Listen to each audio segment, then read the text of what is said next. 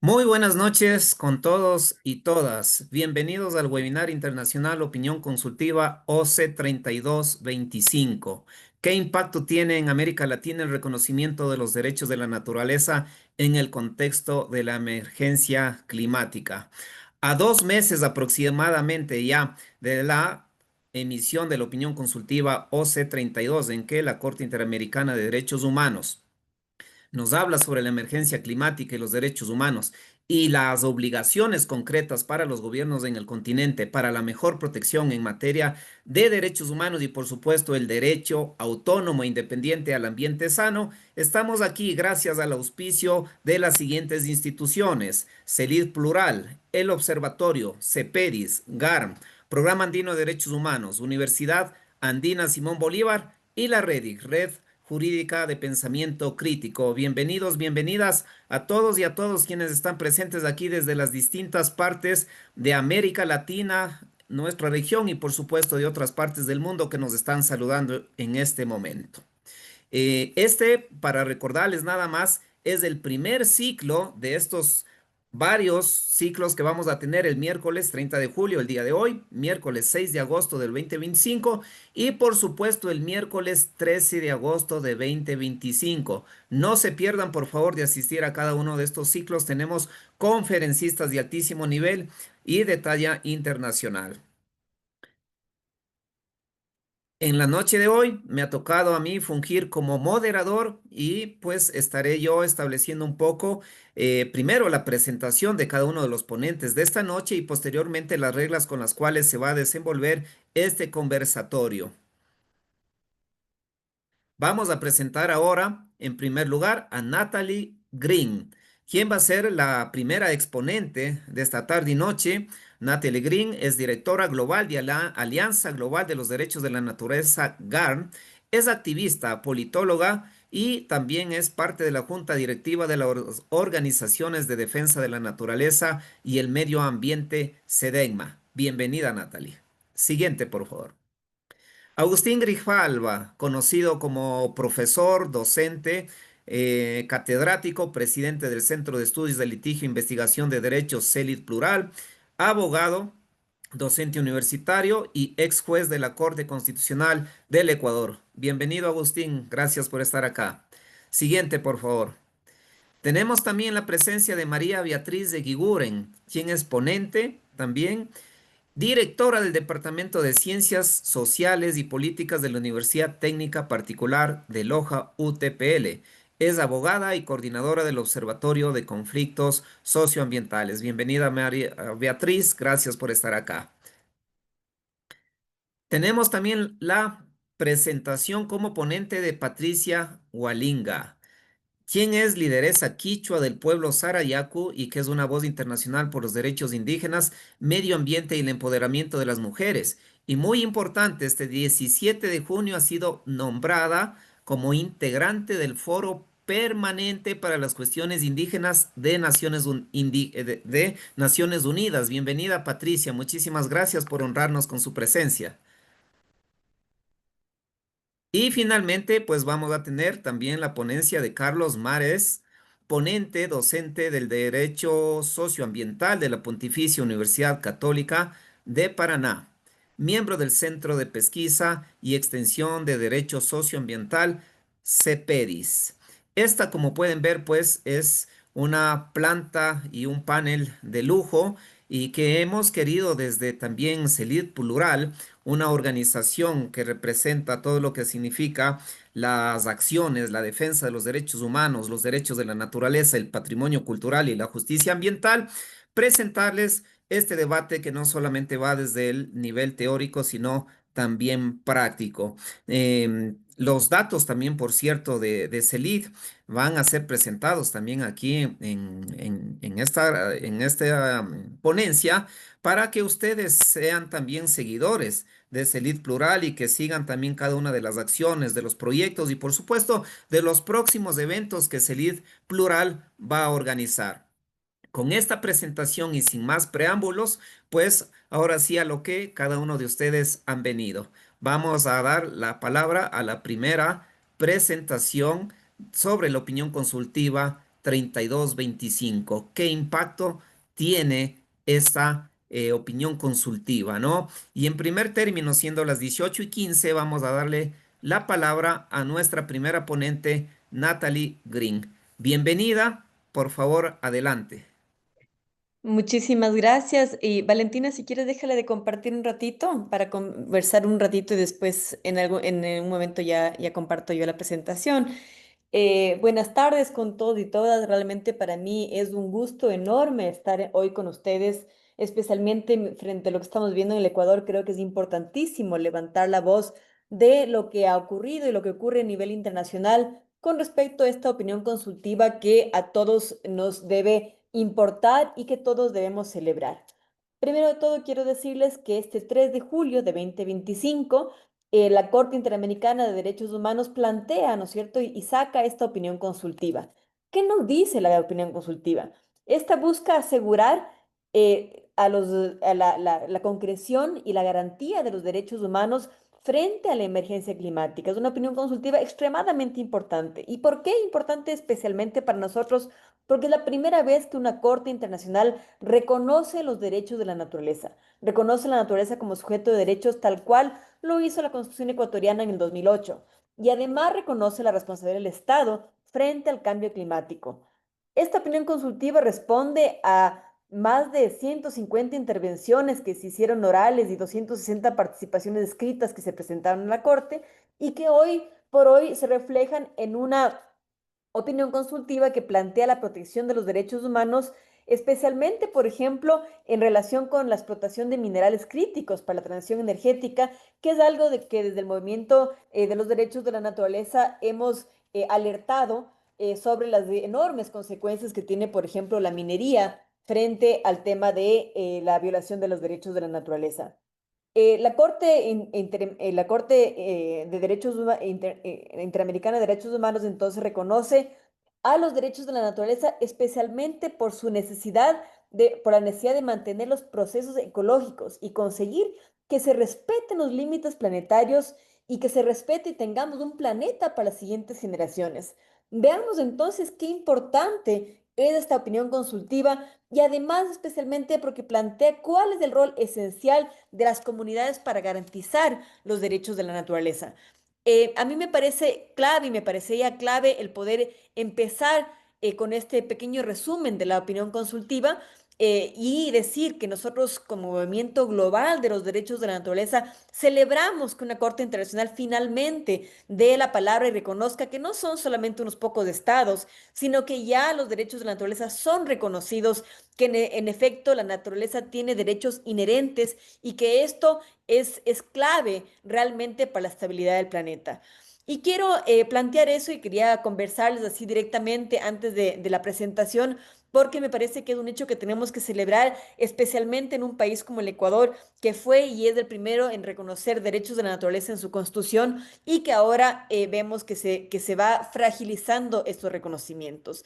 Entonces, ahora sí, si me permites, Valentina, lo que voy a hacer es compartir directamente, porque lo que quiero es decirles cómo esto se enmarca dentro del movimiento global por los derechos de la naturaleza.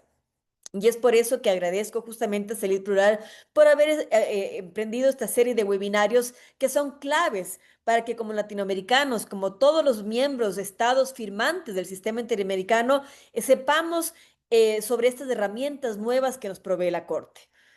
Yo quiero empezar diciendo entonces que se celebra que es en efecto la primera Corte Internacional que reconoce a la naturaleza y sus componentes como sujetos de derecho. Eso lo dice específicamente la opinión consultiva OC 3225 y eso hay que celebrar. Y quería decirles entonces que esto se enmarca dentro de este movimiento que surge como un movimiento muy poderoso a nivel global que busca transformar las conciencias humanas y rediseñar estructuras económicas y sociales fallidas y consumistas para vivir en efecto en un marco de armonía con la naturaleza y reconocimiento de los derechos de la madre tierra. ¿Y por qué este tema tan importante? Especialmente porque el Ecuador en el 2008 reconoció que la naturaleza es sujeto de derechos y se convierte así en el primer país en liderar este gran movimiento. Un movimiento que reconozca que la naturaleza tiene el derecho intrínseco a su existencia y el derecho, por supuesto, no solo a existir, morir, sino a mantener sus ciclos vitales, a regenerarse integralmente. Me parece importantísimo que siendo, y gracias Alex por darme la palabra de primera mano, y por eso quería introducir que el Ecuador ha beneficiado y ha inspirado hoy por hoy a más de 40 países que han avanzado los derechos de la naturaleza. Existen 22 países que ya cuentan con jurisprudencia y 18 países que tienen proyectos para avanzar los derechos de la naturaleza. Y fíjense aquí esta pequeña animación que empieza, ¿no?, con la Constitución del Ecuador en el 2008 y que empieza realmente a contagiarse y a pintarse el planeta entero de esta maravillosa noticia y reconocimiento que ya era hora, que la naturaleza nos ha dicho de tantas maneras y se expresa de tantas maneras, que era momento de reconocerle con sus derechos inherentes, y esto se va viendo y se va reproduciendo en todo el mundo, especialmente gracias a lo que ha ocurrido en el Ecuador.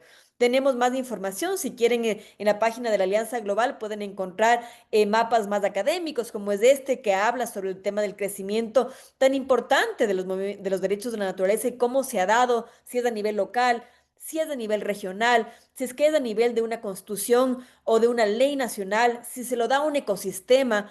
Vale recalcar que muchos de los casos se han dado en el mundo, especialmente a favor de ecosistemas particulares, de ríos especialmente. Y esto ha hecho que el movimiento crezca de manera tan grande. Contamos incluso a nivel internacional con una herramienta muy poderosa que es este monitor de ecojurisprudencia, que permite ver cómo los casos de derechos de la naturaleza van surgiendo de una manera muy disímil, pero siempre manteniendo esta idea de que la naturaleza es un sujeto que se protege y no un objeto que se explota. Va surgiendo en todo el mundo esta idea que a mí me encanta este mapa porque lo veo casi como una pequeña acupuntura a un planeta que está sufriendo, que sabemos que está dolido. Es por eso, ¿no es cierto?, que vale resaltar algunos casos. No me voy a alargar porque sé que tenemos poco tiempo, pero en el Ecuador tenemos casos increíbles. El caso de nuestra ciudad de Quito, ¿no es cierto?, con el río Machángara, que ya tiene derechos, que tuvimos recién una segunda audiencia y que se está llegando a acuerdos con el municipio para que algún día los quiteños nos podamos volver a bañar en ese río Machángara, que hoy por hoy es una cloaca a cielo abierto. El caso de los manglares, casos como representar los tiburones en una corte o a los sapos en una corte, ¿no es cierto? En el mundo, casos tan importantes como en Perú, el río Marañón, presentado justamente por las mujeres Cucama, Aruba, que busca convertirse en el segundo país en cambiar su constitución, Panamá, que tiene una ley nacional por los derechos de la naturaleza y que la está implementando y se está convirtiendo en este país líder de los derechos de la naturaleza. Ojalá fuera el Ecuador, pero hoy por hoy es Panamá. Los ríos en Brasil, el río Wanganui en Nueva Zelanda, el Mar Menor, primer ecosistema con derechos en Europa, el río Trato entre más de 22 ríos en Colombia que son sujetos de derechos. Estos en efecto son casos que caben resaltar y que, repito, han sido inspirados especialmente por el Ecuador, que ya tiene más de 70 casos a nivel nacional respecto a los derechos de la naturaleza. Pero ¿qué está pasando? Y quiero meter este contexto, ¿no es cierto? Tenemos en este momento una alerta nacional. El Ministerio del Ambiente se busca fusionar con el Ministerio de Energía y Minas, ¿no es cierto?, debilitando la institucional ambiental que queda subordinada justamente a los intereses extractivos. Entonces, este país que ha inspirado tanto, inspirado incluso al tema que nos convoca hoy, a la Corte Interamericana de Derechos Humanos, está retrocediendo en estos pasos tan importantes que ha dado a nivel internacional.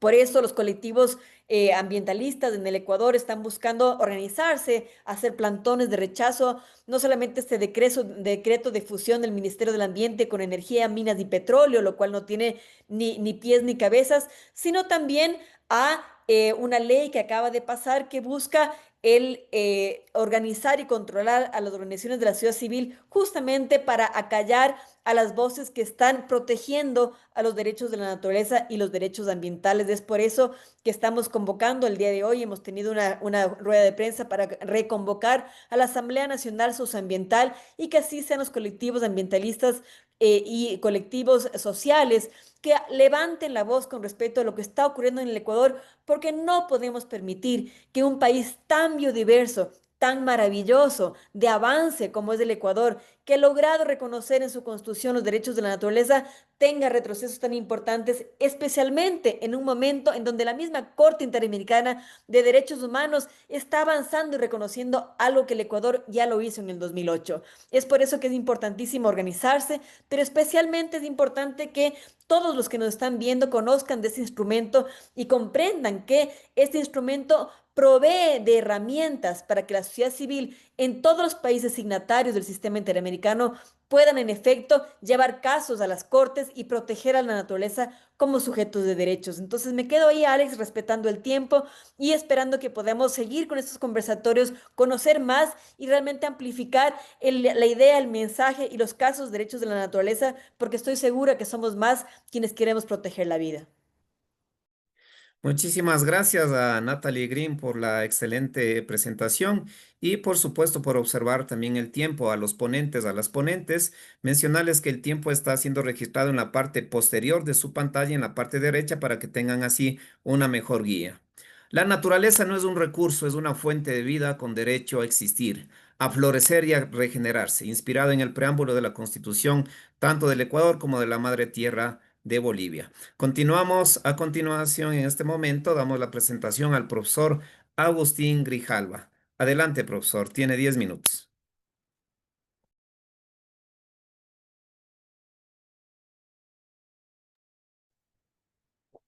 Buenas noches con todos, todas. Sí, realmente eh, es una ocasión alegre la de comentar esta importante opinión consultiva de la Corte Interamericana. Lo que voy a hacer en el tiempo asignado es lo siguiente.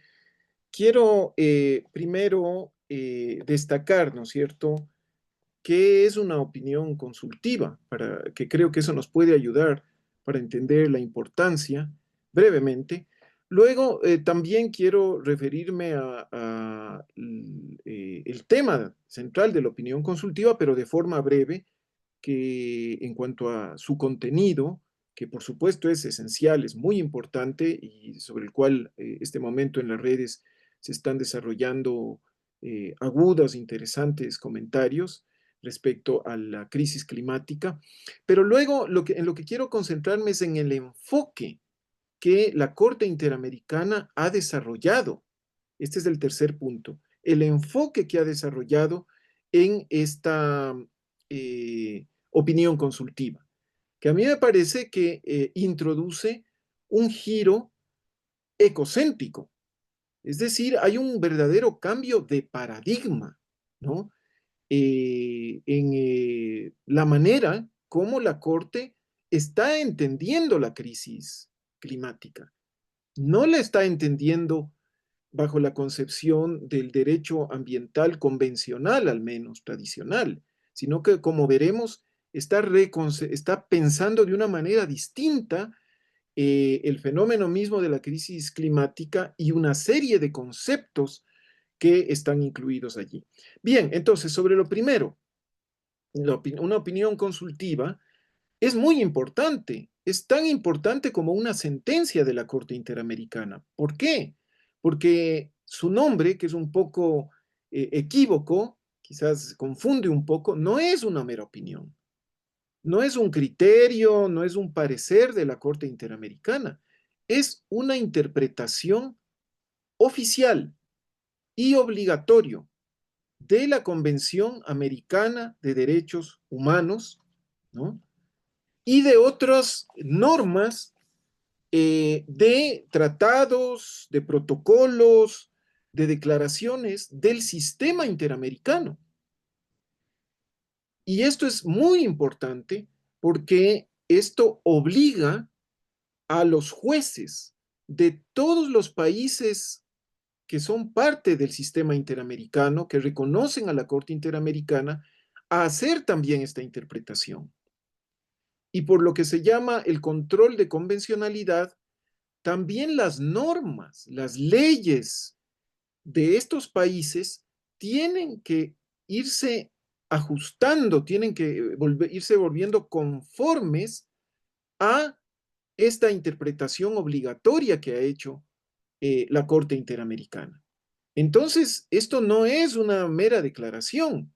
Este es un instrumento jurídico que nos va a obligar, nos va a obligar y nos va a ayudar, ¿no?, a litigar en defensa de los derechos que se establecen y se reconocen en la opinión consultiva, y entre esos están los derechos de la naturaleza, como veremos. Están claramente reconocidos y expresados en la opinión consultiva, como ya vamos a ver. Entonces, esta una primera idea. Lo segundo, me parece que el tema, el de cambio climático, no podría, el de crisis climática, no podría ser más adecuado, ¿no es cierto?, más propicio para una reflexión de este tipo. Porque, como bien dice la Corte, es una crisis no solo que afecta a los derechos humanos de todos los que habitamos el planeta, sino que afecta a todas las formas de vida, a todos los ecosistemas y especies que se relacionan en ecosistemas. Es una crisis y un riesgo global, planetario. Y por eso, esta opinión consultiva, ¿no?, contó con la más amplia convocatoria que haya tenido jamás la Corte Interamericana en su historia. No solo con representantes de organizaciones y de pueblos de América, sino de todo el mundo, ¿no? Y la Corte recibió esos criterios. Y está muy bien, porque es un fenómeno de crisis climática que afecta a toda la humanidad y a toda la vida en el planeta, de la cual nosotros, como seres humanos, como una especie más, somos parte. Entonces, esto explica además por qué la Corte en esta opinión consultiva puede realizar este giro ecocéntrico sobre el cual voy a hablar ahora. Y es el tercer punto. Efectivamente, a partir del párrafo 279 y durante varias páginas, la Corte Interamericana explícitamente afirma, no que otros afirman que hay derechos de la naturaleza, la Corte directamente dice, ¿no es cierto?, que, por ejemplo, en esta parte que quisiera citar, dice, avanzar hacia un paradigma que reconozca derechos propios a los ecosistemas resulta fundamental para la protección de su integridad y funcionalidad a largo plazo y proporciona herramientas jurídicas coherentes y eficaces frente a la triple crisis planetaria. Y así, no es una frase aislada, ¿no? Luego dice, este reconocimiento permite superar concepciones jurídicas heredadas que concebían a la naturaleza exclusivamente como objeto de propiedad o recurso explotable. Reconocer a la naturaleza como sujeto de derechos implica también visibilizar su rol estructural en el equilibrio vital de las condiciones que hacen posible la habitabilidad del planeta. Entonces aquí la Corte no está diciendo lo que dicen otros. Esta es la posición de la Corte Interamericana respecto a este problema, ¿no? Entonces, hay un reconocimiento explícito, sobre todo en la sección B.1.2, a partir del párrafo 279, ustedes lo pueden revisar por sí mismo, pero aquí viene un planteamiento que quisiera hacer. Si bien hay una sección mucho más amplia que la opinión consultiva anterior, ¿no es cierto?, que se refería al derecho al medio ambiente sano, la OC 2317, ahora se ha ampliado significativamente la sección referida es específicamente a derechos de la naturaleza, pero esta referencia no se limita a esa sección. Esta referencia es un enfoque, un paradigma que está cruzando toda la opinión consultiva. Y doy algunos argumentos en ese sentido. Fijémonos, por ejemplo, en el concepto de ambiente que desarrolla esta opinión consultiva. El concepto de ambiente que está desarrollando es un concepto ecocéntrico, es un nuevo concepto. que se aleja de la tendencia antropocéntrica que aún domina el derecho ambiental, ¿no? Fíjense, la Corte entiende el ambiente como un conjunto de elementos y sistemas inextricablemente relacionados que hacen posible la vida presente y futura, ¿no? El ambiente no es el medio del ser humano en el cual el ser humano es el centro o la especie superior a la cual deben subordinarse, a cuyos intereses y necesidades deben subordinarse todas las demás especies y todo el planeta. No, es un sistema de sistemas de vida, ¿no? Es un conjunto de ecosistemas que además, dice la Corte, tienen valor por sí mismo. Todo esto lo podemos verificar leyendo directamente, sea la sentencia o sea la resumen que constan en la página de la Corte Interamericana. Pero esto la Corte obviamente no lo hace por un capricho, por un activismo, mero activismo, digamos, en un mal sentido, porque hay un activismo que es indispensable para la vida y que hay que siempre agradecer, muy valioso. No, lo hace porque este es un componente coherente con todo el desarrollo que tiene la opinión consultiva. Si estamos hablando de un problema global que nos involucra a seres humanos y a naturaleza, y si estamos con la abundante evidencia científica que presenta al inicio de la opinión consultiva, demostrando de manera contundente que no podemos salvar el planeta sin tomar conciencia de esa relación, sin tomar conciencia de que tenemos que valorar los ciclos, las estructuras, las funciones, la existencia misma de los ecosistemas por su propio valor, por su valor intrínseco, ¿no? Entonces, pues no podría desarrollar esta opinión consultiva. Entonces, me parece a mí que por eso, por ejemplo, en su concepto de ambiente, claramente desarrolla también este giro ecocéntrico. Y lo propio sucede al definir otros conceptos, como el concepto de derecho a un ambiente saludable, el concepto de daño ambiental, las obligaciones del Estado, todo está inscrito dentro de este giro ecocéntrico. Es realmente una nueva concepción.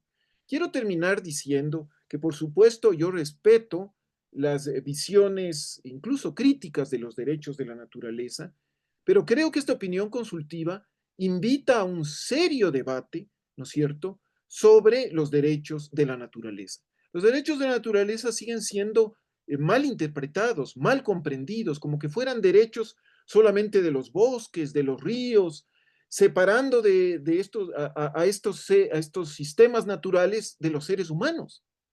Y eso es absurdo. Los derechos de la naturaleza critica profundamente la separación de seres humanos y naturaleza.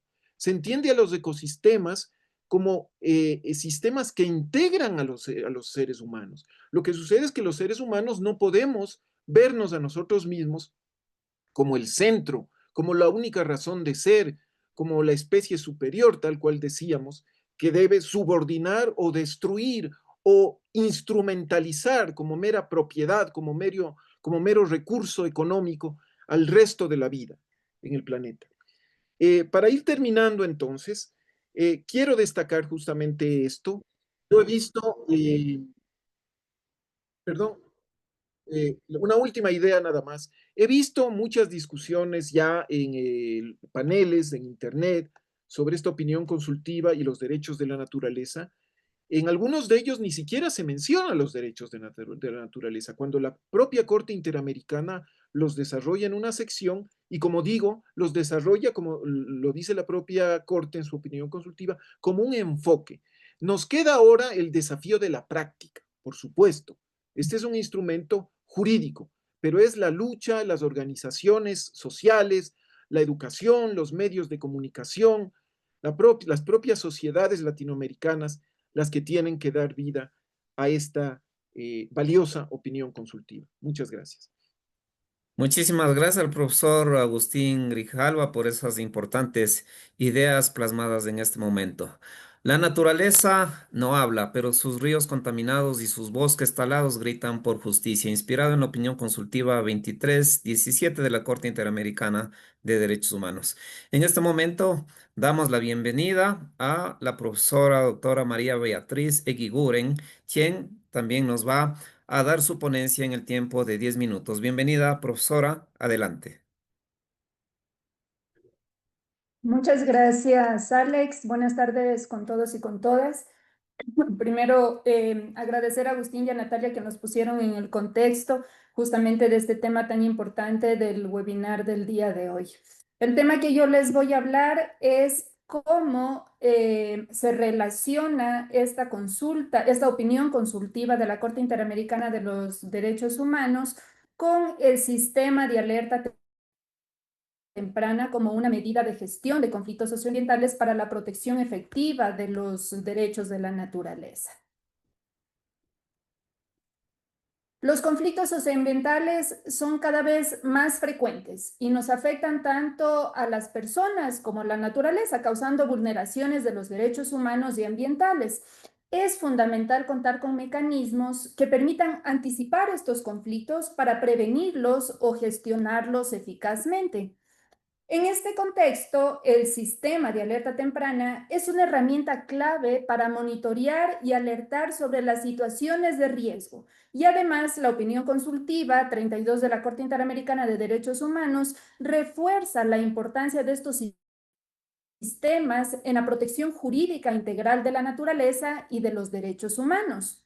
La opinión consultiva que aborda la emergencia climática y los derechos humanos, reconoce explícitamente la importancia de implementar medidas de prevención ante riesgos climáticos y ambientales. Y en este contexto, la Corte menciona que los estados tienen la obligación de adoptar mecanismos de prevención que incluyan, entre otros, sistemas de alerta temprana para identificar y responder de forma anticipada a situaciones de riesgo real inminente y que puedan afectar los derechos humanos y colectivos. Específicamente, la opinión consultiva indica que el deber de prevención con debida diligencia implica la garantía de respuestas rápidas y efectivas para evitar daños a derechos humanos, asegurando que las autoridades conozcan las situaciones de riesgo y que puedan intervenir oportunamente. Así la Corte interactúa entonces los sistemas de alerta temprana como una herramienta clave, como el marco de prevención reforzada que los estados deben implementar para proteger los derechos humanos y de la naturaleza frente a la crisis climática y a sus efectos. ¿Qué es entonces un sistema de alerta temprana? El sistema de alerta temprana es un instrumento que se basa en la recolección sistemática y análisis de información para identificar indicios tempranos de posibles conflictos socioambientales. Este sistema permite detectar riesgos antes de que escalen a violencia o que su daño sea irreversible. Su finalidad es que las autoridades y los actores sociales puedan tomar decisiones rápidas y coordinadas para prevenir o mitigar los impactos negativos y además vincula la información de alerta con acciones concretas de respuestas y gestión, facilitando un enfoque integral y colaborativo.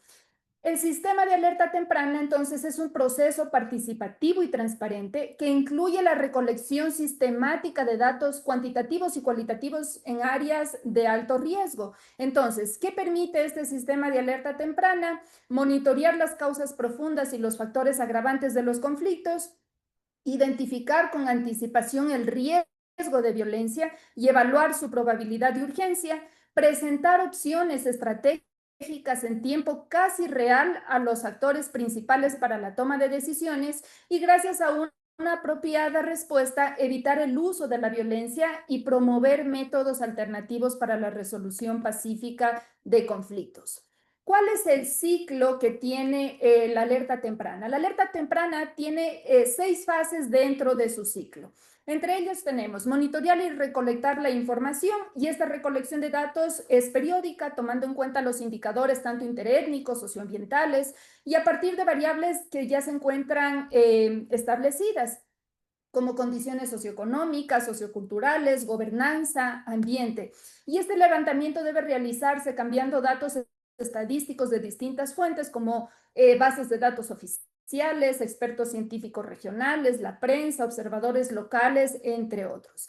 La siguiente etapa es organizar y estudiar la información y es donde se ingresan todos estos datos obtenidos en un software y este programa informático justamente realiza este análisis preliminar obteniendo resultados. Si el resultado demuestra variaciones que indican un aumento de probabilidad del uso de la violencia, se actuará según el criterio de los miembros del sistema de alerta temprana. Si no existe un acuerdo, se pedirá un análisis cualitativo a expertos en conflictos socioambientales. La tercera fase es analizar y evaluar el riesgo. Y el análisis y evaluación del riesgo es dirigido por el equipo del sistema de alerta temprana y además se debe contar con investigadores de otras universidades, que se tengan convenios para que se comprometan a participar en los análisis de los resultados. La cuarta fase es consultar con los representantes de la comunidad y aquí el resultado del análisis debe ser consultado de forma participativa con los actores del sistema de alerta temprana, incluyendo los representantes interétnicos de la comunidad antes de tomar cualquier tipo de acción. La quinta fase es definir las opciones de acción en donde los actores del sistema de alerta temprana desarrollan conjuntamente escenarios en el transcurso de la crisis y las correspondientes opciones de acción.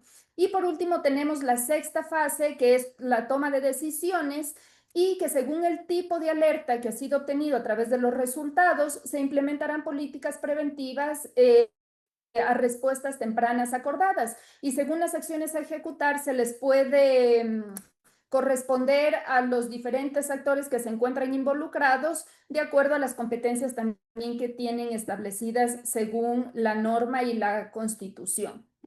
Entonces, este es el ciclo o la fase que tiene la alerta temprana.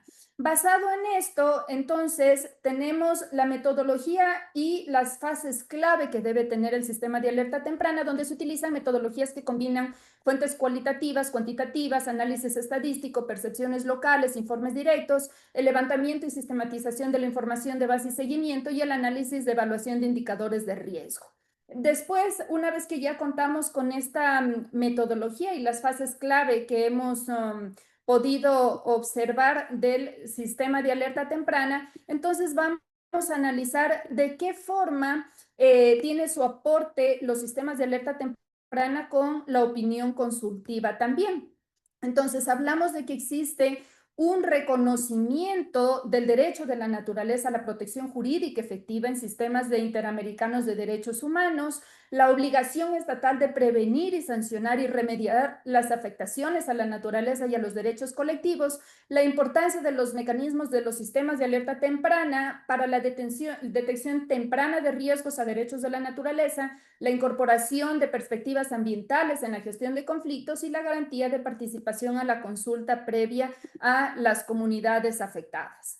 Entonces, la opinión consultiva representa un avance fundamental en la protección de los derechos humanos y de la naturaleza frente a la emergencia climática, ya que reconoce la crisis climática como una amenaza directa a los derechos esenciales como la vida, la salud, el agua, el ambiente sano. Establece obligaciones para que los estados deban actuar con debida diligencia, lo que incluye la adopción de medidas preventivas como sistemas de alerta temprana y además destaca la naturaleza como sujetos de derecho, enfatizando la necesidad de proteger ecosistemas y las comunidades vulnerables con la participación efectiva a la consulta previa. ¿Cuál es la integración del sistema de alerta temprana con la protección de los derechos de la naturaleza? El sistema de alerta temprana permite anticipar los impactos socioambientales negativos que vulneran los derechos ambientales, facilita la articulación entre los actores estatales y sociales y comunidades para respuestas oportunas, promueve la cultura de paz y la prevención de violencia derivada de los conflictos ambientales, e instrumenta recomendaciones de opinión consultiva en la práctica territorial. Entonces, este sistema de alerta temprana contribuye a anticipar impactos ambientales negativos que pueden vulnerar derechos de la naturaleza reconocidos en opinión consultiva, facilita la coordinación entre gobiernos, comunidades, organizaciones para responder de forma oportuna, promoviendo la prevención de daños y conflictos violentos, y así el sistema pone en práctica los principios de participación, de consulta y respeto a los derechos ambientales o de la naturaleza y colectivos para asegurar una protección integral y eficaz. ¿Cuáles son los desafíos? El sistema de alerta temprana que he presentado ahora del Observatorio de Conflictos Socioambientales de la UTPL ha logrado identificar conflictos con anticipación, fortaleciendo el diálogo social y en algunos casos reduciendo la violencia. Sin embargo, enfrenta retos importantes como ampliar su cobertura territorial, mejorar la articulación de las políticas públicas y asegurar las expectativas. Con esto termino. Con esto termino, porque es imprescindible también aumentar la participación de las comunidades locales para respetar plenamente los derechos colectivos y de la naturaleza. Muchas gracias, Alex. Muchísimas gracias a la profesora María Beatriz de Guiguren por esta excelente presentación que ha realizado. Em, Vamos con una frase, en este caso de carácter literario. La tierra no pertenece al hombre, sino que el hombre pertenece a la tierra. Atribuida al jefe Seattle, adoptada por Ted Perry en la película de 1972. A continuación, tenemos la presentación de Patricia Walinga, como mencioné hace rato. Le damos también una felicitación por haber sido nombrada recientemente en junio como integrante del Foro Permanente de Cuestiones Indígenas de Naciones Unidas. Si no me equivoco, creo que es la primera mujer ecuatoriana en tener esta altísima delegación. Patricia, bienvenida, muchos éxitos. Tiene 10 minutos. Muy buenas noches, gracias por la invitación y también por la felicitación. Por lo menos soy la primera amazónica que estoy en el foro permanente. A mí me gustaría hablar sobre la opinión consultiva que ha realizado la Corte Interamericana de Derechos Humanos después de tener varias percepciones de la sociedad civil, entre ellos la de los pueblos indígenas. Creo que los pueblos indígenas, el año pasado estuvimos en Manaos ante la Corte hablando sobre nuestra perspectiva de lo que era esta crisis climática, porque ya no es un cambio climático, es una crisis climática. Y me da gusto ver que en la opinión consultiva menciona directamente al Amazonas como un ecosistema tan vital para la humanidad, porque es el que regula el clima en base a la evotranspiración. Y como soy amazónica, esta parte no puede quedarse al margen.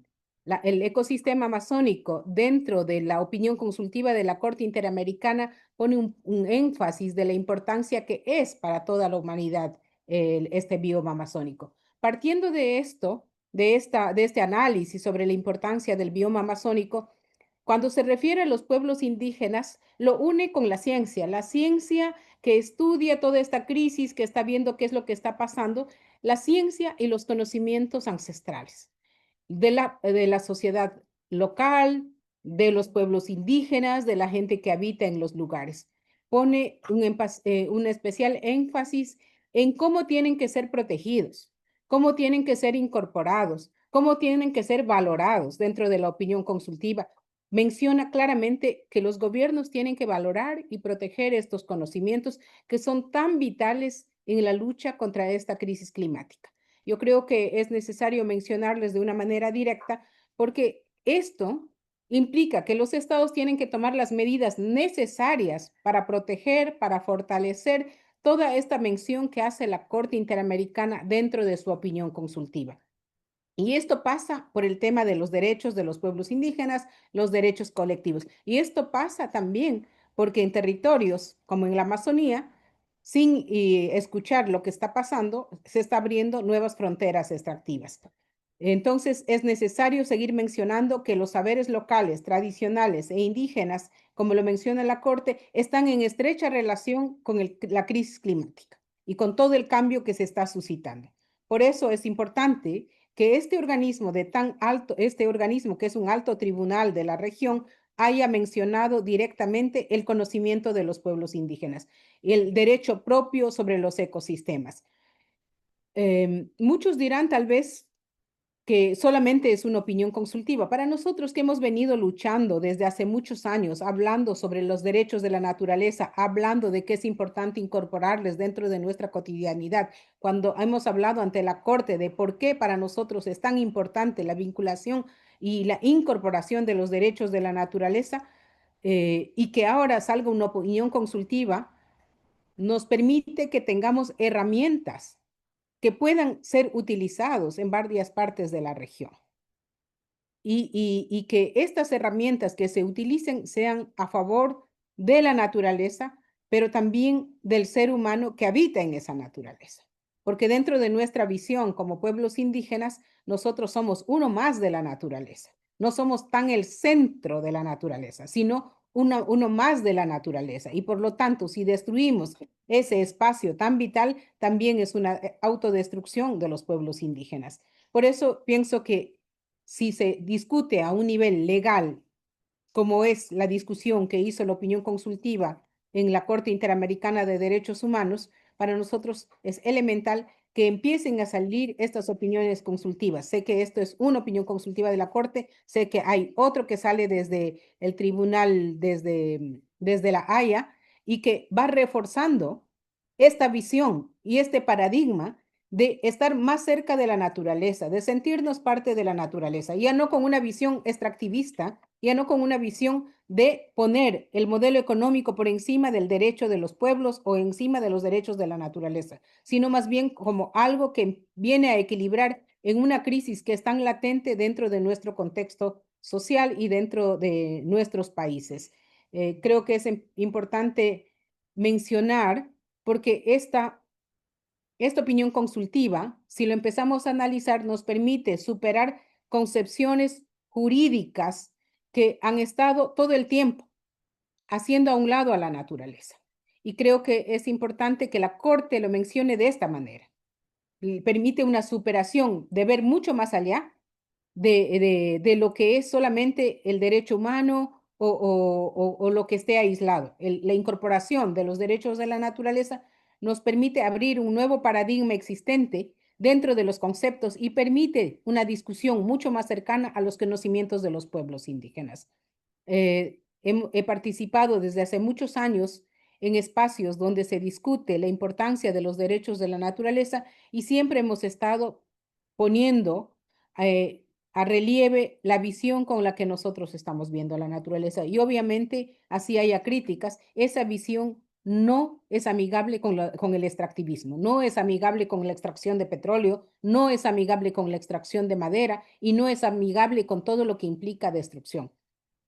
Cuando me preguntan si esto se tiene que frenar, yo pienso que en estos momentos donde estamos en un punto de no retorno y donde la misma Corte lo menciona de que hay un punto de no retorno, es importante empezar a regular y empezar a excluir a perpetuidad aquellos espacios que son tan vitales para la humanidad y como la misma Corte lo menciona, regulan el equilibrio climático. Yo creo que con estos aportes, aún faltando pocos minutos, podría decir que hay muchas cosas de las que se podría hablar, pero lo importante es que la ciencia se está acercando al conocimiento de los pueblos indígenas y si ese acercamiento implica generar nuevas formas de protección hacia los espacios vivientes, habremos dado un paso importante como seres humanos. Si no estamos abiertos a dar ese paso, todavía estamos en el punto de no retorno sin encontrar las soluciones adecuadas para afrontar una crisis que ya es tan real, tan latente en nuestro contexto. Muchas gracias. Muchísimas gracias a Patricia Hualinga por esa importante ponencia y por supuesto por ese enfoque tan enriquecedor. Mi alma se afana por la verde selva y se une a la vida en cada hoja viva. Gabriela Mistral en el poema La Selva, Mistral de 1954. A continuación, y para cerrar con un broche de oro también esta serie de ponencias, damos la bienvenida a Carlos Marés desde Brasil. Bienvenido, profesor. Adelante. Gracias. Buenas noches. Yo creo que la opinión consultiva de la Corte Interamericana de Derechos Humanos 32 del 25 es un un punto muy elevado en la discusión de la juridicidad moderna.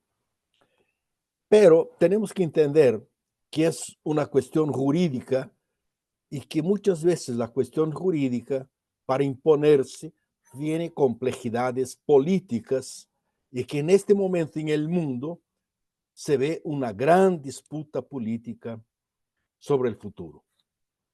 Y por lo tanto, el instrumento jurídico que tenemos y el instrumento jurídico que nos ha dado, que nos ha alertado la Corte Interamericana es muy importante. Quisiera traer 3 puntos. El primero es de que la Corte no hace derecho, no hace leyes, la Corte las interpreta.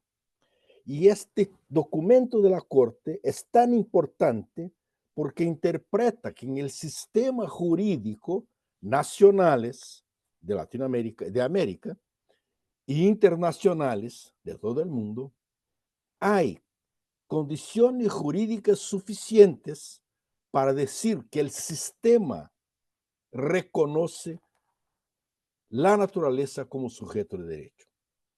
Por lo tanto, no es la Corte que lo dice. La Corte interpreta lo que se dice. Y bueno, por supuesto que esta interpretación viene claramente de un conjunto de normas jurídicas reconocidas en el sistema. Bueno, está la Constitución del Ecuador, está la Ley de Madre Tierra de Bolivia, pero están también muchas normatividades internacionales, como la Convención 169, la Convención de la Biodiversidad y muchas otras. Por lo tanto, lo que la Corte nos ofrece es la posibilidad de que tengamos la discusión del sujeto de la naturaleza en las leyes ya puestas. Por lo tanto, nos está creando. El segundo punto es de que el sistema jurídico moderno es un problema. Yo decía que hay una insuficiencia del sistema jurídico, porque, por supuesto, bueno, que a partir de nosotros, a partir de los humanos, la naturaleza tiene derechos, por supuesto. Creo que poquísima gente diría que no la tiene. ¿Pero por qué no la tiene? ¿Pero qué son los derechos? El sistema jurídico moderno ha puesto la naturaleza fuera de los derechos. Pero el hecho de poner fuera de los derechos como objeto del derecho no excluye la realidad de que la naturaleza tiene derechos de existir, de vivir, de estar en su territorio, de tener todas sus interacciones consigo y con la humanidad también. Por lo tanto, el problema es que el derecho reconoce derechos cuando se lo pone en la ley. O sea, cuando la ley dice que un derecho es un derecho, el derecho vuelve a ser derecho. Y entonces lo que nos dice la Corte Interamericana de Derechos Humanos, en el sistema jurídico internacional se puede analizar la existencia concreta de leyes que reconocen el derecho de la naturaleza como sujeto de derechos. Yo quisiera tener 2 ejemplos de derechos que son derechos, obviamente derechos, pero que solo se transformaron, fueron reconocidos por el sistema jurídico moderno capitalista después que fueron puestos en la ley. Y aún después que están en la ley, es muy difícil aplicárselos. Yo quisiera tomar 2 y que le sirvan a la naturaleza también. Uno es el derecho de los pueblos, el derecho de las gentes, los derechos colectivos. Los derechos colectivos de las gentes de vivir en comunidad, vivir con su propia cultura, territorialidad y vivencia común, por supuesto es un derecho. Estos pueblos deben de existir, pero les fue negado desde siempre en el sistema moderno capitalista de derechos y ha sido introducido al final del siglo XX, no solo en normas nacionales latinoamericanas, pero en normas internacionales. Y entonces ya no se duda hoy en el siglo XXI que los pueblos, las gentes, los colectivos, las comunidades tienen derechos. Y el segundo derecho que les quería comentar era el derecho a la alimentación. Ven ustedes, el derecho a la alimentación, nadie puede decir que alguien no tiene derecho a alimentarse. Pero el derecho a la alimentación está reconocido en la ley como derecho integrante al rol de derechos humanos, nada más que en la década de los 90 del siglo XX. Por lo tanto, el sistema moderno capitalista había negado durante todo este tiempo la existencia de un derecho a alimentación. Yo podría decir muchos otros, pero me quedo solo en los dos. ¿Y por qué? Porque estos dos derechos, reconocidos en rol como derechos humanos, no son derechos humanos. El derecho colectivo de las gentes, de la cultura, de la existencia, de la interacción, así como el derecho a la alimentación, pertenecen también a la naturaleza. No es que solo la gente humana tiene derecho a alimentación. La alimentación es un derecho de todos los seres vivos que necesitan la alimentación para vivir. Entonces, la construcción del sujeto de derechos de la Corte Interamericana pasa por la interpretación de que estos derechos humanos no son solo humanos. Esos derechos son también derechos de la naturaleza. Y el tercer punto que quisiera ensanchar es que la consecuencia jurídica del reconocimiento de la naturaleza como sujeto de derechos es muy profunda. Y no es posible mantener el sistema jurídico como lo tenemos hasta hoy, así como está en los códigos civiles principalmente, pero también en las constituciones y también en el rol de derechos humanos.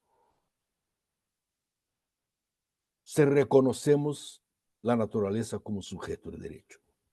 Al reconocer la naturaleza como sujeto de derechos, tenemos un problema, una contradicción que no nos puede ser solucionada con palabras, pero hay que ser solucionada, resolvida, resuelta con cambios profundos en el sistema jurídico. Y a mi juicio, el más profundo de todos los cambios necesarios es la cuestión de la propiedad privada de la tierra. La propiedad privada de la tierra es una invención del sistema jurídico moderno. Fue inventada en el comienzo del siglo XIX en los códigos civiles y la tierra pasó a ser llamada de bien jurídico inmóvil, un bien inmóvil. Perdió el nombre de naturaleza, perdió el nombre de tierra y se transformó en un patrimonio jurídico de una única persona, con un poder tal, que está en el Código Civil, que puede destruirla. No es posible mantener este concepto de derecho privado sobre la tierra junto con los derechos de la naturaleza. O sea, el sujeto jurídico naturaleza impone una destitución del derecho individual de la tierra. La tierra tiene que servir a todas las gentes y no gentes. Esta es la consecuencia jurídica más profunda y más difícil de hacerla, por lo tanto. Para encerrar, quisiera decir que el reconocimiento de la naturaleza como sujeto de derecho es tan profundo como ha sido la negación de la esclavitud en el siglo XIX. Cuando el derecho, que ya tenía reconocido el derecho a libertad de todos, ha tenido que reconocer que los esclavizados también tienen derecho individual, personal, humano a la libertad.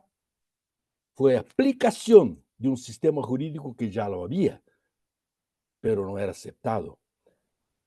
Lo mismo pasa ahora. Al aceptarmos el sujeto jurídico naturaleza, estamos aceptando una cosa que ya está en el sistema, pero que niega otra cosa que es la propiedad privada de la tierra. Gracias. Muchísimas gracias al profesor Carlos Marés por la brillante exposición de este momento. Vamos ahora también a mencionar una pequeña frase, porque no heredamos la tierra de nuestros padres, la tomamos prestada de nuestros hijos. Proverbio indígena popularizado en América Latina y citada en varias obras ecológicas como en Páramo de 2009.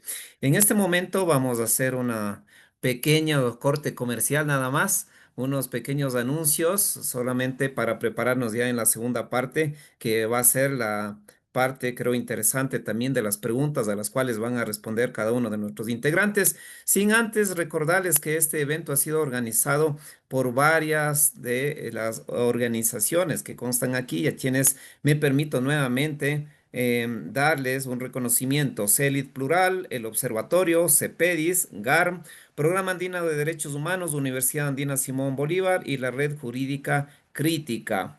CELID Plural comienza con esta serie de eventos que van a ser realizados durante 3 semanas, ¿no? Una modalidad más que brinda al público en general, que es la modalidad de ponencias, de debates, de discusiones de temas de coyuntura y de actualidad. CELID Plural es una organización comprometida con la defensa de los derechos humanos, los derechos de la naturaleza, el patrimonio cultural y la justicia ambiental, todo ello desde una perspectiva plural, interseccional, crítica, sostenible. También me permito hacer el anuncio, me han pedido desde el Programa Andino de Derechos Humanos también, hacer el anuncio de 2 programas que en este momento están abiertos y que se van a poner los links ya en el chat grupal para que ustedes tengan acceso: el Programa de Derechos Humanos y Políticas Públicas y herramientas en apoyo en contextos de crisis, con lo cual también usted tiene la posibilidad de estudiar. Tenemos también un programa de especialista en derechos humanos y también un programa, si me permiten por acá revisar, que es de derechos humanos y justicia juvenil restaurativa.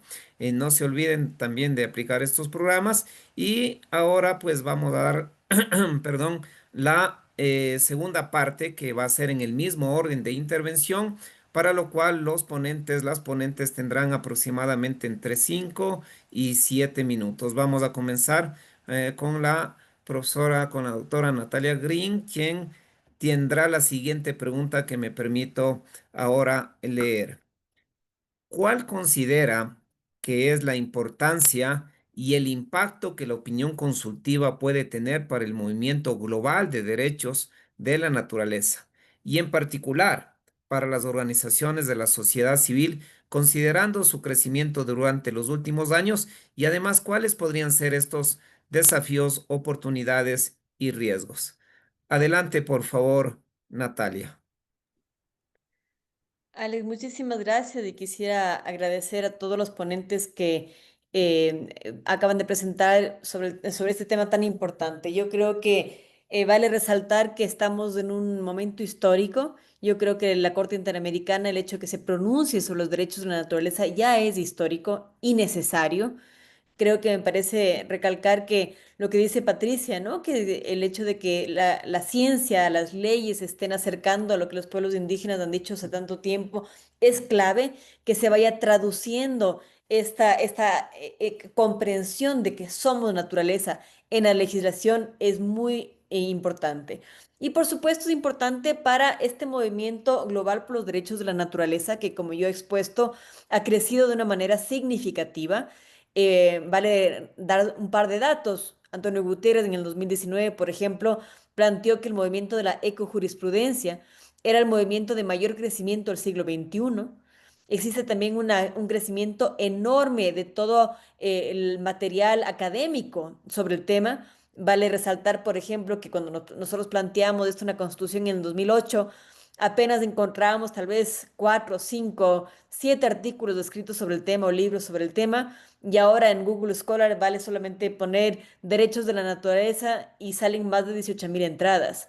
Es impresionante cómo ha avanzado este tema y que en efecto se ha dado de manera muy diferente en cada uno de los países y en cada una de las regiones, que para mí es casi como encontrar cuál es el sistema, ¿no es cierto? El cracking the system, la falla en el sistema para poder introducir este tema tan importante, porque sabemos que los sistemas están siempre controlados por gobiernos y empresas que lo que buscan es seguir y les interesa seguir tratando a la naturaleza como un objeto de explotación para seguir teniendo réditos de la naturaleza. Sin embargo, si no cambiamos este paradigma y no nos entendemos como parte de la naturaleza, realmente no existe un planeta 2, no existe realmente un futuro para no solamente las siguientes generaciones, sino para esta misma que está aquí presente. ¿Cuál es entonces el impacto? El impacto es que la sociedad civil todos los estados signatarios del sistema interamericano ya tienen jurisprudencia, ya tienen una jurisprudencia internacional. Eso me parece que es lo más importante. Creo que y hemos visto también un debate sobre qué tanto, qué tan extenso puede ser esto. Bueno, esto es lo que hemos buscado. No es... yo le haría, es casi un símil como si hubiésemos logrado cambiar todas las constituciones, no de tal manera y no tan fuertemente y no de la manera como lo tenemos en el Ecuador, por ejemplo, y habrán estados y cortes que todavía lo debatan. Sin embargo, ya está en el debate si es que se lo puede utilizar o no como jurisprudencia internacional. Y ya está en el debate porque una corte lo ha establecido en una opinión consultiva que, como le hemos escuchado a Agustín y a los otros ponentes, ya es una herramienta jurídica y existe jurisprudencia. Eso entonces permite a las organizaciones de sociedad civil decir, no estamos locos, no estamos diciendo solamente que soy el río. El río tiene derechos, soy el río, somos parte de esto y podemos plantear un caso, por ejemplo, de violación de derechos de la naturaleza para un río, para un ecosistema. Podemos plantear entonces ampliar esta mirada de que la naturaleza puede llegar a las cortes porque existe jurisprudencia internacional. ¿Cuáles son, por supuesto, los desafíos?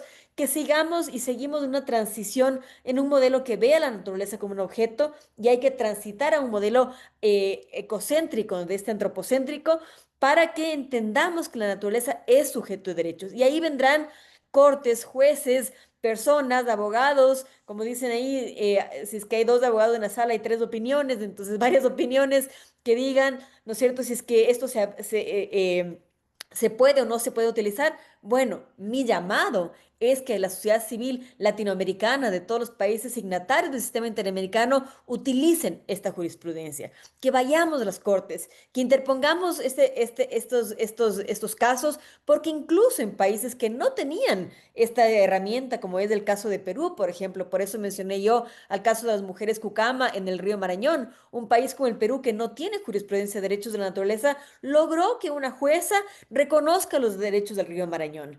Ahora entonces no se tiene que solo citar a la jurisprudencia comparativa de Panamá, de la Ley Nacional de Panamá o de Bolivia o de la Constitución del Ecuador, sino que ya se puede citar una opinión consultiva donde los países signatarios tienen que cumplirla en el sentido de que es una opinión consultiva vinculante. Eso me parece clave, me parece que esa es la oportunidad más importante. Desafío, por supuesto, que haya gente que todavía lo siga rechazando, lo siga cuestionando. ¿Por qué? Porque existen intereses económicos muy fuertes que no le conviene que la naturaleza sea un sujeto de derechos. Sin embargo, yo me acuerdo haber escuchado esto y es que no es importante ya tener una declaración de los derechos de la naturaleza. Es importante tener esta opinión consultiva, mismo que tengamos retrocesos, mismo que tengamos violaciones, mismo que en el mismo Ecuador, que lo tienen en la Constitución, quieran que existan retrocesos. ¿Por qué? Porque no estamos, por ejemplo, cuestionando que la Declaración de los Derechos Humanos exista o no exista. Todos estamos contentos y felices de que hace 77 años hubo una Declaración Universal de los Derechos Humanos. pese a que hoy por hoy se violan estos derechos humanos. Y sabemos que eso es una realidad. Sin embargo, seguimos implementando y buscando que se garanticen estos derechos. Eso entonces es un mensaje para todos aquellos que no se vean desmoralizados, que si es que existen estados que no quieren o no buscan la garantía de los derechos de la naturaleza, no significa que estos no funcionan, significa que tenemos que luchar de una manera más fuerte para poder garantizarlos. Mil gracias, apreciada Natalia, y excelente con los tiempos, ahí muy precisa. Vamos a darle la palabra a Agustín Grijalva. También si podemos proyectar la pregunta, por favor, si me ayudan. Mientras tanto, yo voy a seguirla leyendo acá. La pregunta para Agustín Grijalva es la siguiente. En la opinión consultiva se plantea que los derechos de la naturaleza y el derecho al medio ambiente, a ver, estamos, creo que se me pasó ahí. Nuevamente, en la opinión consultiva se plantea que los derechos de la naturaleza y el derecho al medio ambiente sano deben complementarse. ¿Cree que esto es posible? Y si es posible, esto es deseable. Adelante, por favor. ¿Sí se me está escuchando? Sí, Perfecto. perfecto. Bien. Sí, este en realidad es un debate que ya lleva varios años, porque eh, desde el derecho ambiental hay quienes, digamos, son escépticos o abiertamente contrarios al reconocimiento de los derechos de la naturaleza, tienen sus argumentos, dicen que no ha sido práctico, que niega los derechos humanos. Desde los derechos de la naturaleza se ha sido muy crítico se ha sido muy críticos de que el derecho al medio ambiente sano, el derecho ambiental más bien, a veces se limita solamente a regular la contaminación, a regular el daño ambiental sin proteger suficientemente a los ecosistemas, ¿no? Es decir, a legitimar o justificar la explotación de la naturaleza, más que su protección. Pero yo diría que esta opinión consultiva nos pone a debatir y a discutir necesariamente a todos. Creo que ha llegado el momento para el derecho ambiental, para el derecho internacional ambiental, ya frente a una opinión consultiva, de tomar seriamente este debate, ¿no? Y como digo, he oído paneles brillantes sobre cambio climático todos estos días, muy lúcidos y que han ignorado la Declaración de Derechos de la Naturaleza. Creo que eso no se debe, no se puede hacer, porque está en el enfoque, la visión de la opinión consultiva como sostenía. Que además esto, como bien se decía, es un proceso que ya viene desde antes, ¿no? Con la opinión consultiva 223-17, como bien se decía en el chat, el convenio de diversidad biológica, hay decenas de declaraciones de Naciones Unidas sobre derechos de la naturaleza también, hay sentencias, como bien nos recordaba Natalia, en varios países del mundo, y ahora hay una opinión consultiva de una corte internacional. Entonces, el tema está ya planteado. Me parece que una concepción es ineludible, una reconceptualización en el derecho ambiental de lo que se entiende por ambiente, porque la Corte nos está diciendo lo siguiente, nos está diciendo las condiciones para los derechos humanos, incluyendo el derecho al medio ambiente y o el derecho al ambiente, como le llama, y el derecho a un ambiente, a un clima sano, que es el derecho que está infiriendo o derivando del derecho a un ambiente sano, la Corte, dice, estos derechos humanos necesitan como condición, como presupuesto, los derechos de la naturaleza. Eso es lo que se plantea en la sección respectiva. Esa es la relación que establece. Entonces, es una concepción totalmente nueva, como indicaba muy bien agudamente el profesor Marés. Los derechos humanos tienen que repensarse, y de hecho se están ya repensando. Por ejemplo, Wilkin Lica y todo un grupo de filósofos políticos, ¿no? y en varias partes del mundo. Los fundamentos mismos de los derechos humanos se están reconceptualizando porque es una nueva concepción de derechos humanos la que nos implica el reconocer a los derechos de la naturaleza como sus antecedentes. La opinión consultiva dice, los derechos de la naturaleza surgen de la relación entre seres humanos y naturaleza. Por tanto, no tiene sentido la crítica de que los derechos de naturaleza olvidan los derechos humanos. Estos derechos surgen de la relación. Somos nosotros los que estamos tomando conciencia como parte de la naturaleza de que tenemos que respetar ciclos, estructuras, funciones y existencia de los ecosistemas, de los que además somos parte. Entonces, indudablemente, digamos, esto va a tener, tiene que tener, no puede dejar de tener un impacto sobre el derecho al ambiente sano, sobre el mismo sentido del derecho a un clima sano, como lo dice la Corte. ¿Cómo concibe, reitero, cómo concibe la Corte el clima sano? Como un sistema complejo, ¿no? Ecológico, integrado por otros ecosistemas que funcionan, digamos, como un sistema planetario que funciona adecuadamente en relación con otros ecosistemas. Es decir, es una concepción totalmente ecocéntrica, ¿no? Y la concepción del medio ambiente como un medio del ser humano, exclusivamente un medio del ser humano en cual es el centro y el ser superior, el dominante, que vuelve propiedad e instrumento a todo el resto de la naturaleza y todas las demás especies y todas las demás expresiones de vida, es superado en esta opinión consultiva. De manera que efectivamente yo creo que aquí hay, como decía, nuevamente un giro ecocéntrico profundo, de fondo, con hondas consecuencias epistemológicas, técnicas, y que por supuesto tienen que aterrizar en el litigio, en las políticas públicas y por supuesto también en la lucha social. Gracias.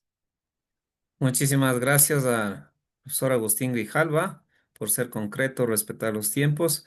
En este momento vamos a nuestra tercera participación. En el orden que habíamos anunciado, la profesora María Beatriz de Guiguren, con la pregunta que espero también me ayuden también a colocarla en pantalla, que me voy a permitir a revisarla. Pregunta, tomando en cuenta la alta conflictividad socioambiental en Latinoamérica, ¿considera que esta nueva opinión consultiva provee de conceptos y mecanismos concretos para una mejor protección de la naturaleza orientada a responder a la crisis del cambio climático? Adelante, por favor. Gracias. Gracias, Alex. Yo considero que la opinión consultiva ofrece respuestas importantes para abordar esta creciente conflictividad socioambiental que está atravesando Latinoamérica, sobre todo donde los intereses económicos, la actividad extractiva y la defensa de los territorios siguen generando conflictos sociales, siguen generando desplazamientos y violaciones de los derechos fundamentales. Y con esta opinión consultiva, la Corte no solo otorga herramientas judiciales a las comunidades y los movimientos sociales para que puedan defender sus territorios frente a todos estos proyectos extractivos que generan conflictos socioambientales, sino que también fortalecen el marco de protección frente a estas acciones estatales o privadas y que puedan desencadenar en conflictos socioambientales. Por lo tanto, yo creo que esto obliga de alguna manera a los estados a prevenir o a evaluar los riesgos socioambientales antes de autorizar proyectos o actividades con potencial conflictivo, brindando sobre todo mayor protección a los grupos que son vulnerables y defendiendo también la cohesión social en los contextos de la escalada de los conflictos socioambientales. Hay que pensar que son escenarios donde se escalan los enfrentamientos por el uso, acceso y control de los recursos naturales, el acceso al agua, a la tierra y otros recursos, así como también amenazas contra defensores ambientales, y la opinión consultiva exige la implementación de recursos judiciales que sean efectivos y la protección específica para quienes lideran esta defensa también ambiental. En sí, yo creo que la opinión consultiva no solo provee de conceptos, sino que establece ya mecanismos judiciales y procedimentales concretos para afrontar la conflictividad socioambiental, convirtiéndose en una herramienta que sea fundamental para avanzar hacia soluciones que sean preventivas y que sean restaurativas ante esta crisis climática y ante los recurrentes conflictos socioambientales que enfrenta Latinoamérica en materia ambiental.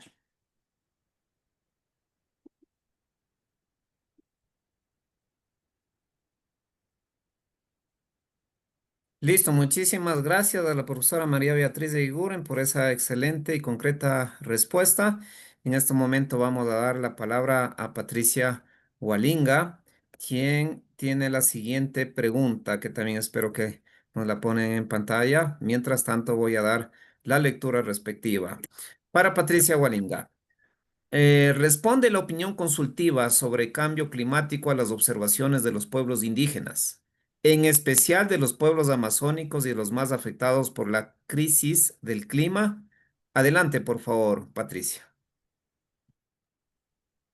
Pienso que la opinión consultiva sí responde a la crisis socioambiental que tenemos los pueblos indígenas, porque desde un primer momento ya dice que la naturaleza no es solo objeto de explotación, sino que hay una discusión de que tiene derechos. Y por lo tanto hay países como Ecuador que reconoce los derechos de la naturaleza. En ese contexto, aunque no ahonda específicamente en todos los conflictos, sí menciona pues los riesgos que existen, especialmente en territorios como la Amazonía, de que va cambiando todo el ecosistema, de que la Amazonía, que es netamente húmedo, se está volviendo seca y que estamos en un punto de no retorno. Lo menciona con mucha claridad. Además menciona claramente cuánto de carbono está deteniendo la Amazonía. Creo que dice unos 200.000 millones de toneladas de carbono que con la destrucción de la Amazonía saldrían a perjudicar a todo el planeta. Entonces, menciona con mucha claridad, especialmente el tema amazónico, pero lo más importante que yo veo es que valora al nivel del conocimiento científico el conocimiento de los pueblos indígenas. Habla de la protección que tienen que tener estos conocimientos. Eh, y, y además menciona que los habitantes que estamos en la primera línea estamos siendo netamente perjudicados en distintas formas por las crisis que estamos viviendo, ya sea por distinta índole, habla de las inundaciones, por ejemplo, está hablando de la tala de bosques, entonces sí está señalando explícitamente las causas que están ocasionando esta crisis dentro de los pueblos indígenas. Quiero volver al tema que mencioné, de que menciona claramente sobre el valor del conocimiento y cómo esto tiene que ser aplicado para poder de alguna manera trabajar a contrarreloj ante esta crisis que estamos teniendo. Y cómo tiene que ser protegido por los estados estos conocimientos, cómo no tiene que ser apropiado para fines comerciales, sino más bien que tiene que ser coordinado para que pueda buscar una solución. Yo creo que aborda temas específicos, temas absolutamente claros que tienen que ver con la realidad de los pueblos indígenas. Aborda desde el punto de por qué es importante ecosistemas como la Amazonía, qué impactos tienen los pueblos indígenas, cuáles son las consecuencias de estos impactos, qué crisis está viviendo, por ejemplo, los que vivimos a la orilla de los ríos amazónicos. Al mismo tiempo, cuál es la posibilidad de coordinación con la ciencia. Creo que sí aborda, y porque lo aborda porque escuchó a los pueblos indígenas. En Manaos, que era la audiencia, había decenas de pueblos indígenas que fueron a presentarse ante la opinión consultiva y que les llevaron todo lo que se estaba viviendo en el territorio.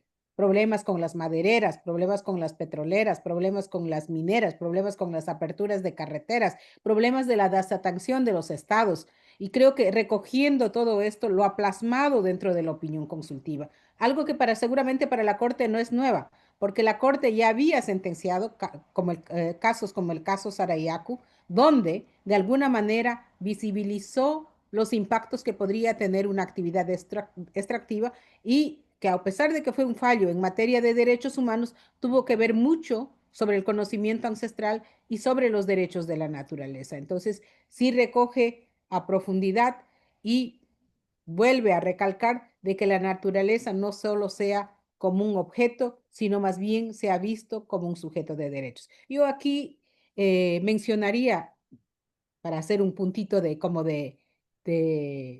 de hablar sobre propuestas que tenemos los pueblos indígenas. Por ejemplo, mi pueblo Sarayaku tiene la propuesta de la selva viviente.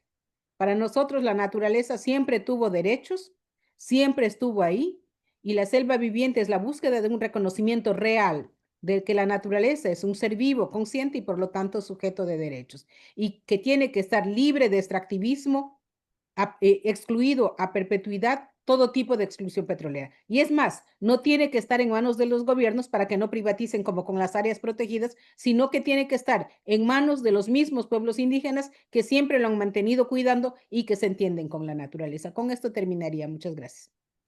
Muchísimas gracias a Patricia Gualinga por su excelente respuesta. Finalmente vamos con el profesor Carlos Marés. Voy a permitirme revisar también la pregunta para el profesor. ¿Cree que este reconocimiento de la naturaleza como sujeto de derechos constituye una ruptura estructural en el derecho moderno? ¿Cómo ve este respecto que está constando en esta opinión consultiva? Adelante, estimado Carlos. Gracias. Yo creo que sí, por supuesto, es una ruptura de un paradigma. Yo creo que hay ya en el siglo XX, cuando se reconoció los derechos colectivos de los pueblos, ha sido una primera ruptura de paradigma. Y ahora sí, con el reconocimiento de la naturaleza como sujeto de derechos, es la ruptura final. ¿Por qué digo ello? Porque no es posible reconocer un sistema jurídico basado en el derecho individual de propiedad, fundamentalmente, cuya legitimidad de las relaciones se da por un contrato, que es una cosa que determina obligaciones mutuas, igualitarias, en principio, pero que de realidad no son igualitarias y ni siquiera puede generar una legitimidad en contra de los derechos de la misma naturaleza. Entonces, el sistema jurídico moderno, capitalista, colonial, que se ha creado, se ha desarrollado en los 5 siglos de colonialismo y que se ha desarrollado con mucha pureza en los 2 últimos siglos, desde el comienzo del 19, con los códigos civiles principalmente y con las constituciones, con el sistema constitucional. Este sistema es un sistema netamente humano e individual. O sea, todo que no sea humano y no sea individual estaría fuera del sistema.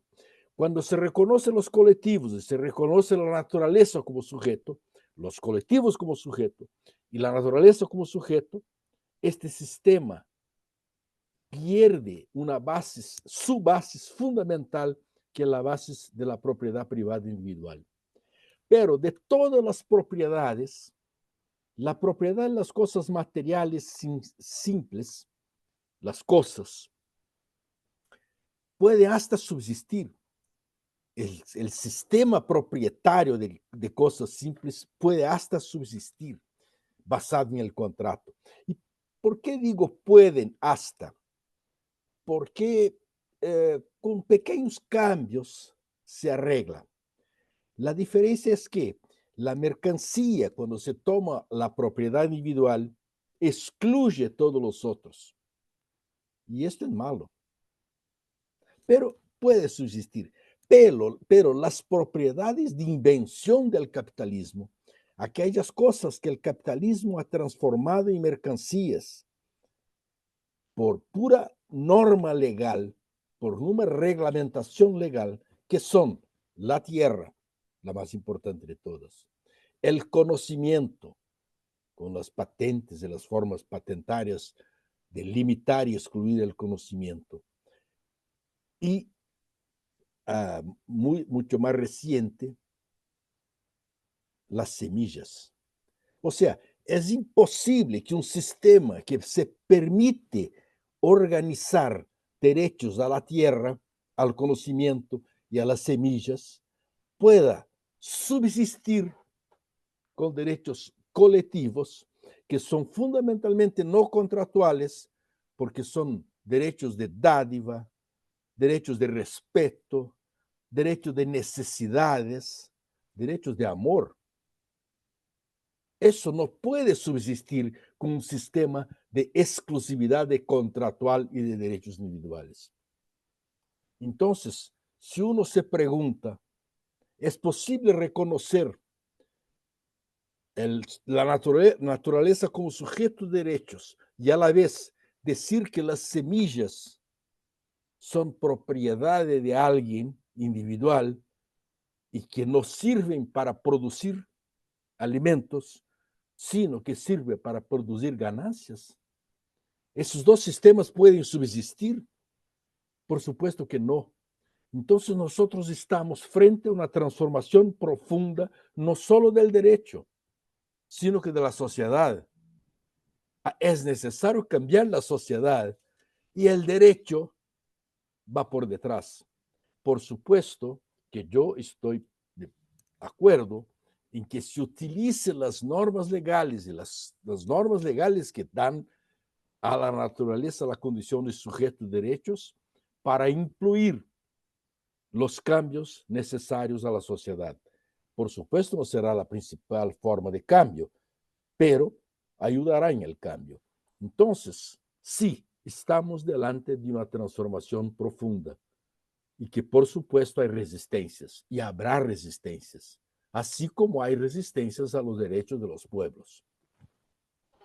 Gracias. Muchísimas gracias al profesor Carlos Marés por la excelente intervención. En este momento voy a permitirme nuevamente agradecer a las organizaciones que han sido parte de este evento, que prácticamente se ha formado un networking que esperamos para futuro pues se sigan realizando este tipo de cooperaciones a CELIT Plural, al Observatorio, CEPEDIS, a GARN, al Programa Andino de Derechos Humanos, a la Universidad Andina Simón Bolívar, a Redig y por supuesto a CELID también que nos ha dado la oportunidad de la organización de este evento. También quisiera, no antes de despedirme, por supuesto, hacer un poquito referencia al Programa Andino de Derechos Humanos, que en este momento está pues promocionando el Programa de Derechos Humanos, Políticas Públicas y Herramientas de Apoyo en Contexto de Crisis y la especialización en Derechos Humanos de Justicia Juvenil. Únicamente y a manera de cierre, aparte de el agradecimiento a cada uno de los ponentes, de las ponentes, y más que repetir un poco las anotaciones que tengo acá en el cuaderno, una breves reflexiones respecto de la importancia que cada uno de los ponentes, las ponentes nos han dado en esta noche. Desde Natalie Green se han dado unos antecedentes importantísimos de lo que ha sido los derechos de la naturaleza desde Ecuador para el mundo como una suerte también de lo que se denomina por ejemplo, desde Marcelo Neves de Brasil, esta transnacionalización del derecho, es decir, cómo también desde el sur se está exportando también estas nuevas formas, ¿no es cierto?, de pensar y de repensar, como decía también Carlos Mares, ¿no?, desde una postura no colonial, desde una postura no tradicional, no antropocéntrica, ¿no? Y esto es importantísimo porque efectivamente los derechos de la naturaleza están ya presentes en varios países del mundo. Luego también desde Agustín Grijalva se ha dado primero una explicación sobre la opinión consultiva y se ha dicho que las opiniones consultivas no tienen este carácter de interpretativo, de interpretación. Y sobre esto, claro, hay un muchísimo debate, son o no son vinculantes, ¿no? Si uno revisa ahí la Convención de Viena de 1969 y se va estrictamente al rigor de lo que nos dice el derecho internacional público sobre el soft law, efectivamente no serán vinculantes, pero el desarrollo de la Corte Interamericana de Derechos Humanos en varias de sus etapas nos ha mostrado que son vinculantes porque son una interpretación de los contenidos de la Convención y al no respetar los contenidos del alcance de la Convención Interamericana de Derechos Humanos, muy posiblemente uno de los estados pues no observe sus obligaciones y cometa un ilícito internacional. Más aún si estos contenidos han sido parte ya, como así lo ha mostrado, ¿no? La misma Corte Interamericana de Derechos Humanos, parte de sus sentencias o parte inclusive de la Corte también Constitucional ecuatoriana, ¿no? Y importantísimo, por supuesto, con esto que lo ha mencionado, de que actualmente esas sentencias, esa jurisprudencia, estas convenciones ya tienen un enfoque ecocéntrico en el cual se está dando un valor intrínseco por sí mismo a cada uno de estos elementos de la naturaleza. Luego tuvimos también por parte de la profesora Beatriz, que nos habló de los ciclos, ¿no? De prevención, de los ciclos de alerta temprana, 6 ciclos importantísimos desde el momento mismo de lo que es la monitoreo, la recolección de la información, la organización de los datos respecto de los riesgos y cómo también la opinión consultiva 32 ha dado un importante avance para la protección frente a la crisis ambiental actual, ¿no? Algo que por supuesto también sigue estando en debate. Muchas personas creen que todavía el tema de la crisis ambiental es solamente una cuestión de discurso, cuando estamos viendo los efectos reales, ¿no? En la actualidad ya más de los países de Naciones Unidas se están uniendo precisamente en las conferencias respecto del medio ambiente por las alertas reales y actuales que significa el cambio climático. Entonces, en ese sentido, pues nos ha dado elementos importantes para hacer frente a la crisis climática y a las obligaciones que tienen todos los estados para prevenir el daño de los ecosistemas. También una importante análisis y un enfoque sumamente trascendental por parte de Patricia Wallinga, que nos habla justamente desde la Amazonía, ¿no? Cómo esos saberes ancestrales, cómo saberes de los pueblos indígenas están siendo rescatados, están siendo reconocidos y por supuesto esto ya dice, esto es una gran importante, un gran alcance y aquí Patricia me hizo acuerdo a Antonio Carlos Wolmer también de Brasil, que habla del pensamiento crítico y una de las formas de luchar precisamente contra el positivismo y él habla el positivismo de combate, es decir, cómo este reconocimiento de los saberes, ¿no es cierto?, de los pueblos, especialmente del sur, han servido también para, a través del reconocimiento positivista, luego llevarlos a la judicialización o al reclamo judicial, sea a nivel de cortes internas, de cortes internacionales, ¿no? Y importante también en este sentido de que este reconocimiento que se está dando, creo que nos llama también a la reflexión de buscar nuevos paradigmas.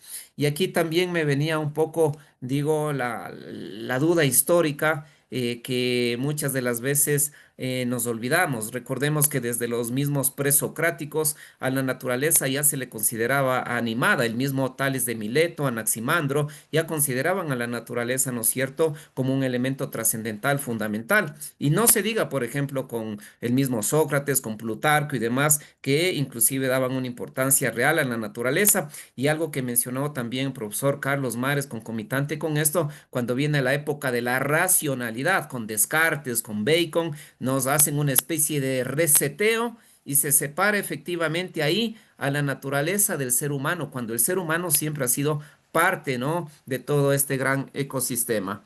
Finalmente, la complejidad jurídica, nos decía profesor Carlos Marés, que existe, ¿no es cierto? Y esta serie de disputas respecto del futuro, ¿no? ¿Es o no es sujeto de derechos? Y claro, llama la atención cómo desde los juristas, los abogados, no nos hace mella ni nos llama la atención que una corporación, que una empresa jurídica sea sujeto de derechos.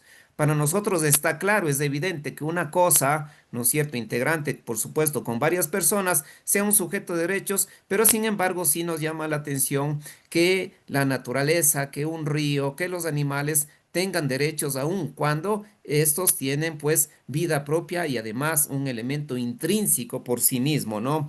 Aquí se nos hablaba también de que el derecho es el que a lo largo de la historia es el que ha dado los reconocimientos, ¿no es cierto?, de que si ciertas personas o ciertos grupos tienen o no tienen derecho. Nos hablaba del derecho a la alimentación y como de muchísimos derechos están vinculados además a los derechos humanos y por tanto es importante el ejercicio de estos derechos y que están vinculados intrínsecamente tanto los derechos humanos como los derechos de la naturaleza, ¿no? Importante también, ya para ir finalizando, que es uno de los retos, digamos, actuales, ir transformando estas concepciones y estos enfoques que tradicionalmente han sido dados también desde el norte global, diría yo, ¿no? Y tener unas nuevas posturas, especialmente porque el cambio climático es una realidad y ya no es solamente una amenaza futura. En ese sentido, pues me he permitido dar una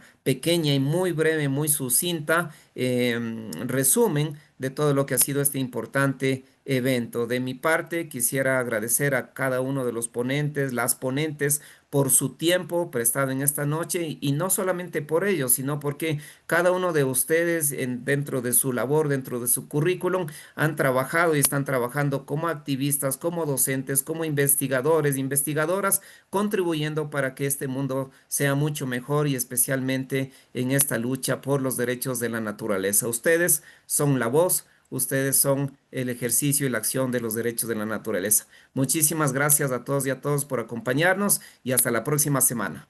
Un abrazo. Gracias. Muchas gracias. Gracias. Gracias. Gracias, chao, chao. Gracias.